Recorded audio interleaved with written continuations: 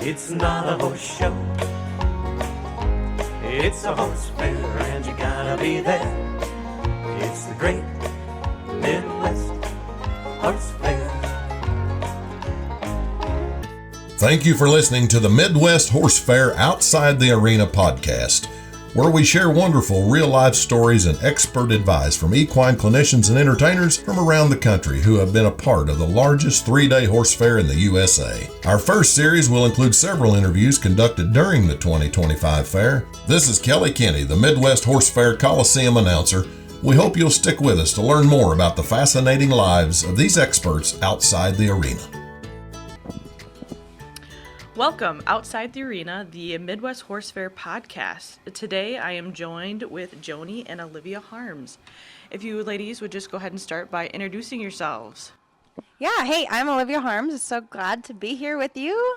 I'm Joni Harms, and ditto. I'm really excited, and this is fun for us because we don't always get to work together these days, and this was something we both got to fly in from Denver, at least, together, and we've just had a big time. It's been such a wonderful event, and the people couldn't have been any warmer and more welcoming to us, so it's been really a pleasure.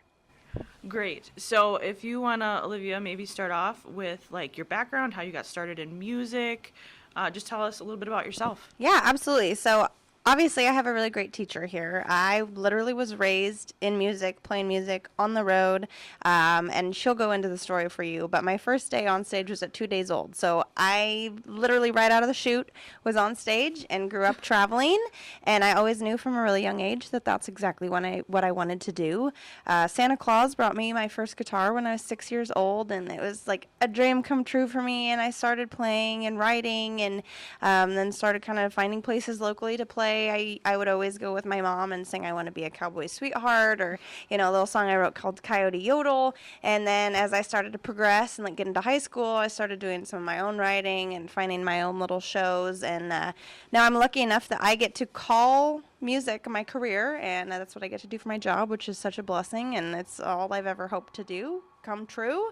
And I grew up on a ranch in Canby, Oregon, and it's a huge part of my background, and so now I get to live on a ranch a little bit more south. It's in Northern California. That's where I ended up finding my husband. So I never thought I'd be a California girl, but I guess now I'm a California cowgirl in Northern Cal. So yeah, that's a little backstory on me. I'll let Mama Harms tell you the fun story. Well, sure. It was, right in the prime of when I was actually on Capitol Records. I was signed, in the mid-90s, early 90s. And so when I had some pretty big songs out on the Billboard charts and on country radio, I was going to be playing at a big event at the Portland Speedway. And I told my doctor, because I was very pregnant with Olivia, I said, I can't miss this show. It's with Clint Black and Ricky Skaggs and Lori Morgan and the Tractors and on and on and on. And so I said, I really need to be at that show. And the show was June 15th. So he said, well, if you haven't gone into labor by the 13th of June, come on in. So I did. I went in and checked in on the 13th of June, checked into room 13, and believe it or not, at 1:13, which military Really? time is 13:13, right? Yeah.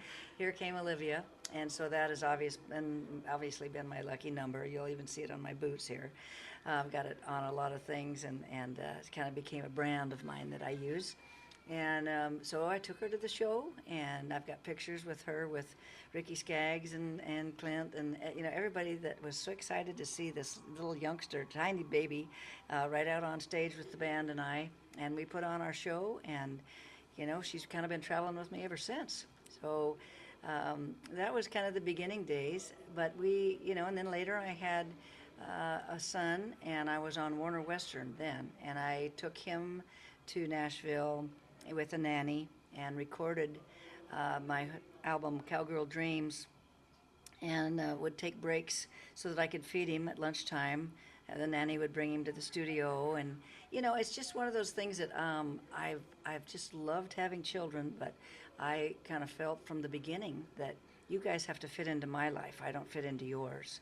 And one of the most wonderful things about it is I think both kids have grown up to respect that, and both of them really are very independent and go after their careers too. And neither one of them have children, obviously, yet. But I think that that might be kind of a way that they end up raising their kids too, to, really, mom has a career and a business too, and I was never one that said, and not that it's bad. There's a lot of moms that are that way, but not, like if 11 o'clock in the morning rolls around, oh, sorry, I can't do that because it's nap time for my child. I just made them adapt to whatever I was doing, and I'm pretty proud of the way they turned out. So it's been a wonderful career, and I'm still doing it. So it's neat, and now I get to watch them. One of the neatest things too is that Olivia is carrying on the music side of things, and we, as Olivia mentioned, we have a ranch that's been in the family since 1872, so 160 years now. And Luke is planning and trying and hoping to be able to be the one that takes care of that. And he works for John Deere, selling implements and tractors, and does a lot of farming, custom farm work. And so I'm really blessed to have two of my biggest passions. Both kids are carrying that on for me. Wow, that's really cool, and a beautiful sentiment, I think, for a lot of moms in the horse industry who want to continue to show, who want to continue to do those things, that you can do it. That's right, absolutely. Where there's a will, there's a way, and you just raise your kids to respect you, and I think that they really kind of enjoy it. I mean, the kids got to see a lot of the world. They traveled with me all over the place and did things they would have never been able to do if I just said, well, I have to stop doing what I love now because I have children. Yeah, great. You want to? Yeah, I was just going to say, let me say from my perspective, it's been so great, to have a mom that's been a role model like that and been able to look back and say, oh, she never let anything stand in her way. And I always was, encouraged to have an adaptable attitude, and you have to cowgirl up under any circumstance.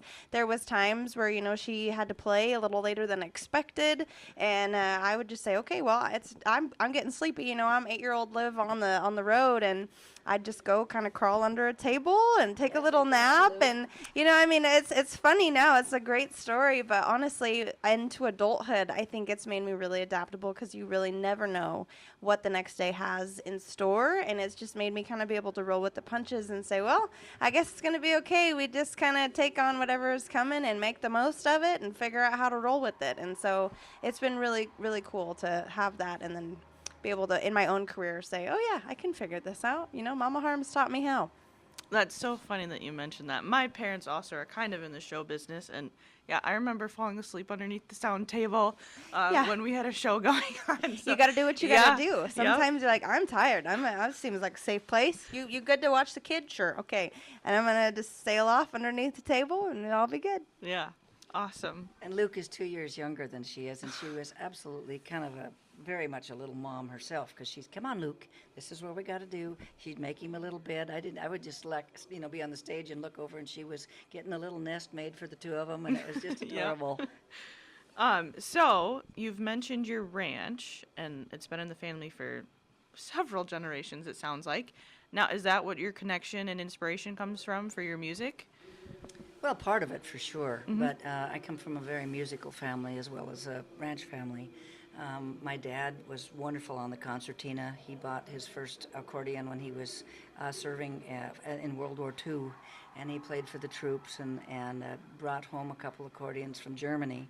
And boy, did I ever love to listen to him play, and Olivia and Luke did too, because he would still, especially on Sunday evenings after Sunday supper or something, he would pull it out and play, and we'd all sing. And my brother plays just about anything. He's a very talented musician, kind of just plays anything he picks up, and sings very well. And my sister to some degree, and then Mom is, I would say Mom is the one who has the creative writing side. So I think she probably is the one we got the ability to write songs, and then the musical side comes from Dad. And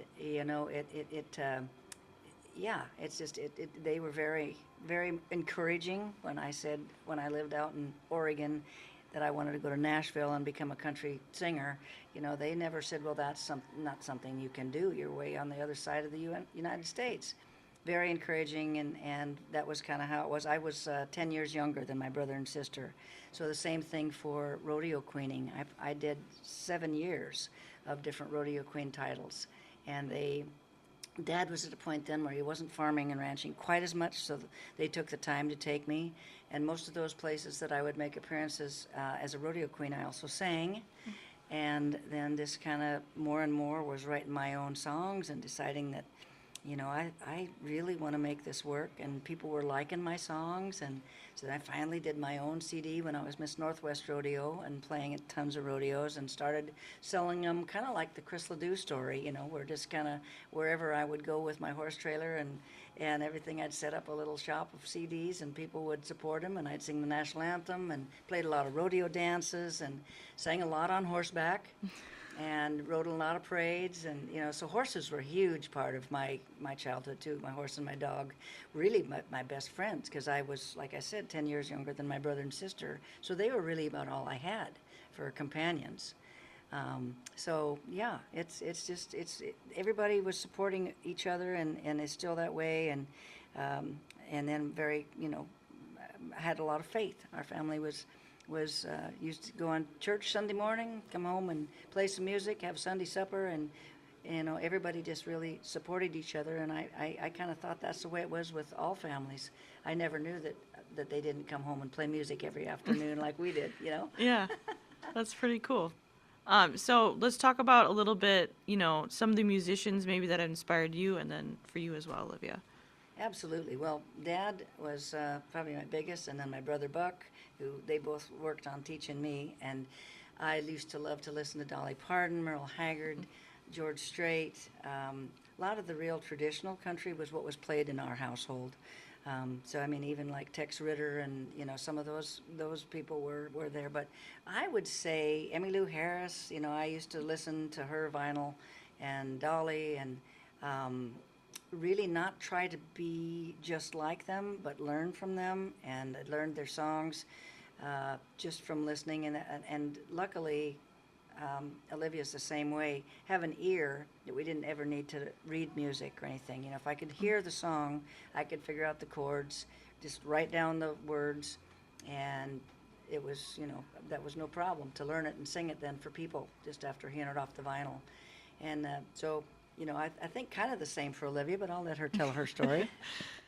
Well, she pretty much summed up everything I was going to say, but no, I mean, obviously number one is my mom, because she is such a great example of music and songwriting and, just blazing your own trail. But aside from growing up listening to the very traditional music and their storytelling and learning that that's really what I wanted to do, I love Leanne Womack. She's one of my favorite voices. She does a really good job of playing like that female honky-tonk music. A lot of female sad songs, good story songs, Susie Boggess, Patty Loveless, a lot of those like really strong voices that just have their own touch of uniqueness, because that's what I really learned is you don't want to sound exactly like them. You don't want to hop on the, I love Shania Twain too. I don't play that kind of music, but I mean, come on over. That album was one of my favorites when I was a little 90s baby. And you don't want to sound just like them. You want to harness maybe, like sing along to their songs and figure out why you like listening to that song so much, and maybe harness that knowledge, but then put it into your own music and make sure that you're still using the voice that God gave you, because you don't want to sound just like them, because there's already a Shania Twain, there's already a Leanne Womack, there's already a Joni Harms. So you gotta make your own unique sound so you can blaze your own trail and do your own thing. And I mean, I think she's been such a great example of that.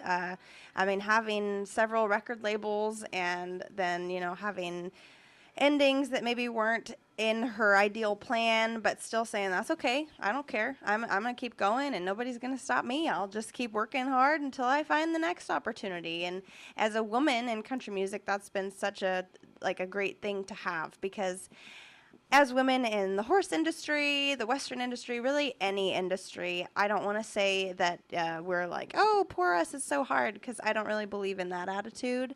But I do think that sometimes we have to work a lot harder. We have to knock on more doors and really say, hi, look at me. Like, just because I'm a woman doesn't mean that I can't do the same thing. And so it's been really inspirational to watch her just say, okay, you can do it, and you might have to work harder, but that's okay. You go find the opportunity. You go knock on the doors, and you kind of pester people until they either give you a yes or no, or send you on to the next one. And I'm really grateful for that, because it's really shaped me to who I am, and whether it's good or bad, I'm stuck in who I am now. Let's talk about that a little bit more. You're talking about not wanting to sound like everybody else. What do you feel sets you apart as an artist compared to what's going on right now? Yeah, I definitely have the traditional country sound. And it's funny, I strayed away from that for just a split second.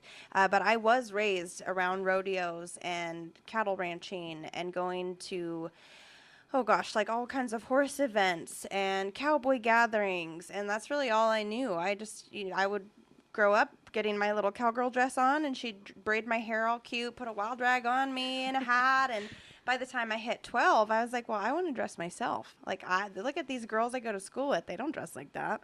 And I didn't realize how cool it was because I didn't know any different. And so by the time I hit high school, I was thinking, oh, I want to be like Taylor Swift and like all these girls I go to high school with. And so I definitely strayed away from Western and cowgirl for a period of time while I realized, yeah, that's dumb. I should just go back. I really am a cowgirl, and I love wearing hats and boots and all the turquoise jewelry.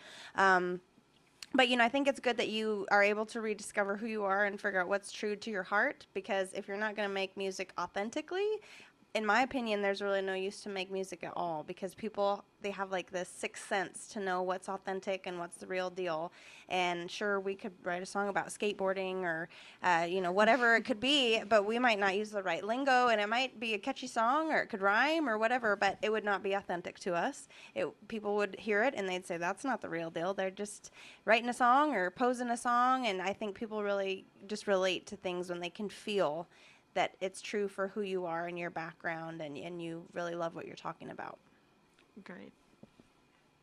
Well, and I might add that, it's the biggest blessing and compliment to us when we've written a song and we play it live, or if they've heard it on a recording, either way. But when somebody comes up and said, this particular song really made a difference in my life. It affects me so much. It's gotten me through a lot of situations. I play it when I'm down or when I need a little inspiration. And my goodness, I can't think of anything that can really make us feel like, we're doing what we're supposed to be doing than something like that. Right. So now you've been in the industry for a long time. I mean, you've still been in the industry for a while as well, but Thank you. That's a nice way of saying it. Yeah. And how many years has it been? Gee, Minnie. No, I'm not going to ask you that. No. But, how has it changed? How has it evolved from when you started to what you're doing now? And what are some things that you've noticed as differences?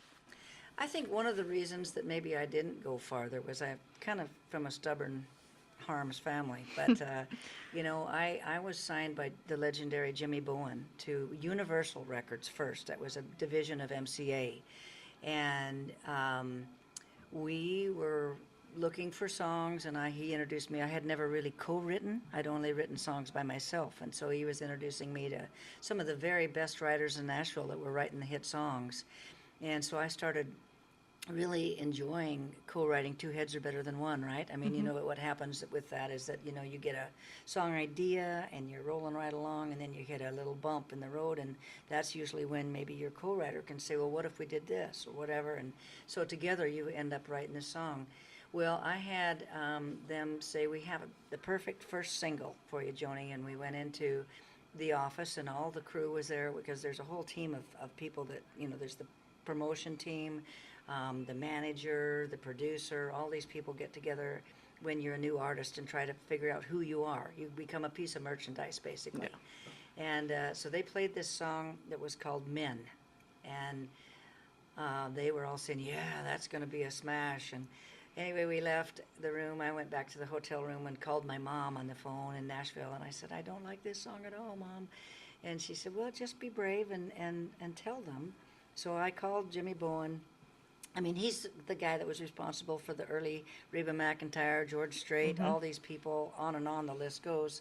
And I said, Mr. Bowen, I really appreciate, and I can understand what you see in that song, but I just don't think it's a Joni Harms song. And he said, well, you know what, it took some guts for you to call and tell me that, but I want you to record that song anyway, and then you go out and write some great songs, bring them to me, and we'll continue to record this first album of yours. And he said, who knows? Men may not make it. Well, I ended up writing a song, a novelty type song with Dan Tyler, who is he was a great songwriter, lots and lots of hits in Nashville.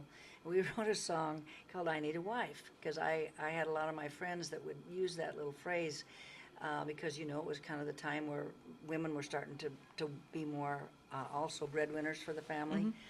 And so I shared that idea with him, and we wrote that song, and it's basically just about how, sometimes when you're a working mom, and you come home and you need to make the dinner and take care of the kids and try to do all those roles, it was just kind of a fun song about sometimes it would be nice if I had somebody to take care of me. And so we ended up using that song on my album, and Men Got the Boot. And so anyway, from there I decided it was really important to me to stay true to who I really am, because my music, I hope, will be around a lot longer than I ever am. And so it's very important that the songs that I write and record are something that I can leave behind that I'm very proud of. And so the more pop country got at that time, because we're talking the middle 90s, the more I kind of started pulling back, and I don't know, Garth had some big hits come out, and he was, because I got moved over to Capitol Records, and he kind of became the priority there. And for whatever reason, I was released from Capitol Records. And then I got signed to Warner Western, which is a division of Warner Brothers Records that was kind of more Western type music. It was Michael Martin Murphey. Emmylou had been signed there, and just some people who were quite a bit more traditional. Red Steagall. So I thought, this is my place. This is where I belong. Well, we really did well, and I got written up in People Magazine, USA Today, lots of great write-ups. But then, for whatever reason, Warner Western dissolved as well. So I had to, as one of my songs goes, Cowboy Up Again, and which Chris Ledoux, recorded that song, which was kind of neat. But it's just been very rewarding. I've stayed true to myself, and there's, if there's somebody that's needing traditional, classic Western style country music, it's usually myself or Olivia, or there's not very many of us out there, so we might be a lot smaller pond that we're swimming in, but we're out there for the people that want that kind of music this way, and we love what we're doing. Fantastic. Do you want to touch on that at all? Yeah, I would say, from her experience to now, I think there's just, social media plays a huge role in how things have changed musically over the last few years. I sometimes wish that it was the 1980s or the 1990s or even later, because I think that if you could go to Nashville and make those connections, not that that's an easy thing to do by any means, but there wasn't the extreme pond of people that there are now. Nashville has become this just giant sea of musicians. I lived there for a short period of time from 2017 to 2020, right after I graduated college, and I had a great time meeting amazing songwriters, writing a lot with the hit writers from the 80s and the 90s to try to find that good traditional country vein, stray away from the pop country. But the more I stayed there, the more I realized that I was battling to be just like a small fish in this giant sea of people. And it eventually, with the help of 2020 and COVID, I got sent back to the ranch in Oregon, and I realized I might be better off to just try to be a bigger fish in a small pond instead of the reverse way that I was fighting in Nashville. Because with social media and with Nashville, the people that are signing musicians and giving them their big break, it's just so much more difficult to be found, because, you have to try to book your gigs, and then you have to try to create content, and then you have to try to write new music so you have music to play. And by the end of the day, you're so tired of taking one hat off and putting the next one on and then changing out hats again that you're like, oh man, I'm just completely pooped. And so you really have to choose what you're going to focus on before you get torn away. And I've struggled with that a ton. I say, okay, I'm going to make a tour, and you put a tour together and you go through the Western states. But then by the time you've planned the tour, made sure that it's going to pay your expenses and make you some money and all that stuff so you can get down the road, then you don't really want to write songs anymore, because you're so tired of doing anything with music that you're like, by the time I've done all this gigging and planning, I don't feel like picking up my guitar. And I think that could probably translate to a lot of horse people and rodeo. By the time you plan and you train and you're just doing it and doing it and doing it, it's like you're on this train that's not stopping, and you're going and going, and sometimes you need to take a minute to say, okay, I need to remember why I'm doing this. Like, I love to ride horses, or I love to write songs. That's why I'm doing it. I'm not doing it for, the next place that I can get booked, or the next radio station that I can get to play my music. And so I think that's like a little bit of a difference. And then social media can, on the other side, be really helpful too. I mean, we have that now where people that do like my traditional country, Western, Americana, red dirt, whatever you want to title it, blend of music, they find me much easier than they might have before social media. They can, kind of say, okay, I like cowgirl lifestyle, and Olivia does a lot of cowgirl events, and like we've sort of found her music through some sort of rabbit hole, and now we're a fan. Whereas before, that wasn't as much of a thing going on. And Right. so social media has been good and bad. I think that's how most everybody in our industry feels. It's very helpful, but it's also like, man, you have to try really hard to get set apart. I was going to add one last thing, because you did ask about where I think it's going now. And there was a time in the last 10 years where country radio, I had lots and lots of people come up to our shows and say, boy, I just don't even listen to country radio anymore because it's not the same. And it did get pretty pop for a while. I mean, it's not that it was bad, it was just different. And I am happily starting to see a return of more traditional classic sounds on the radio and coming back to country music waves. So we're happy to see that. Yeah, so it is your guys' first time in Wisconsin and visiting the Midwest Horse Fair. Can you just maybe give your first impression of what you think of, the Midwest and, our fair that we got going on here? Well, I've played all around the Midwest, and so it's just this particular state that I didn't get into. And I come from a long line of farmers and ranchers, as I said. So this is the heart of, where our food comes from. I love these people. Gosh, like I have a song called God Bless the Farmers, and it weren't for these people.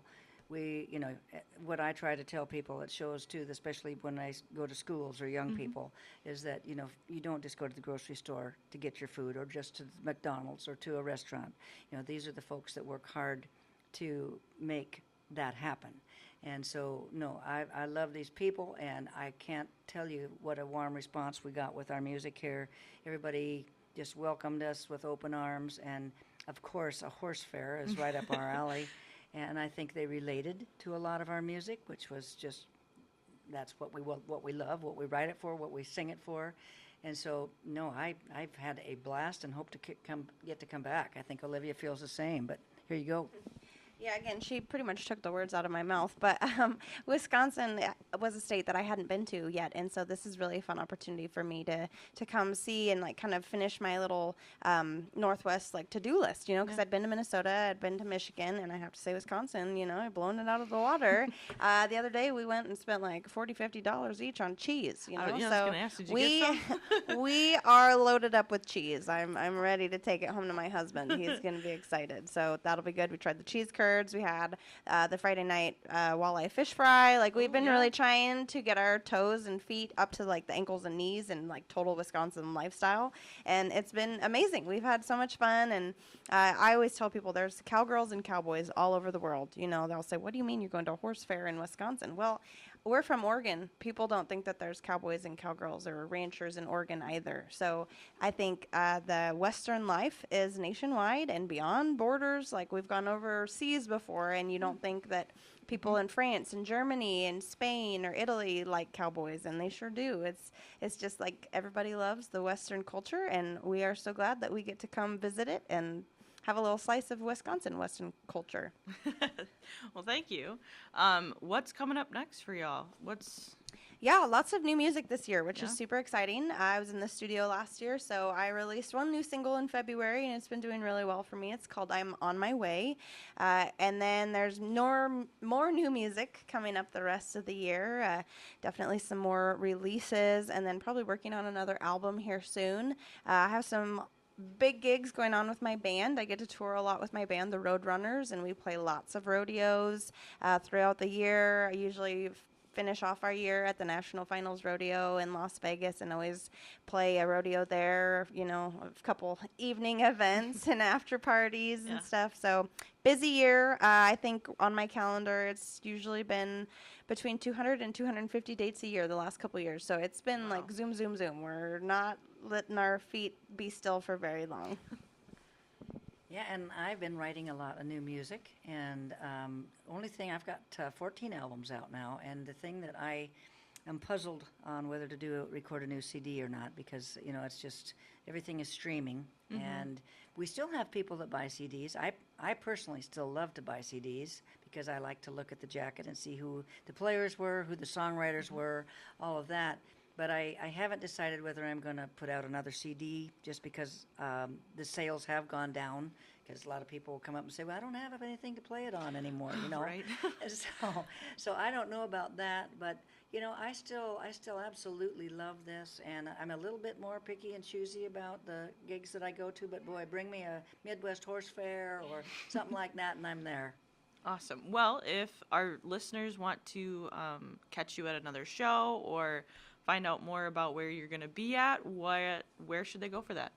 Well, just all the social media outlets, but also the good old website is still there for both of us. And so mine is www.joniharms.com, and that's, again, spelled JONIHARMS. But, check out Olivia, too. I have had so much fun watching her grow, and that's something that a mom, just, the pride is hard to even describe. So, I am so proud of what she's doing and how, I'm suppose, I'm not winding down yet, but I have really had my peak, I'm sure, and now I get to sit back and watch her go. And so tell them how they can follow you, dear.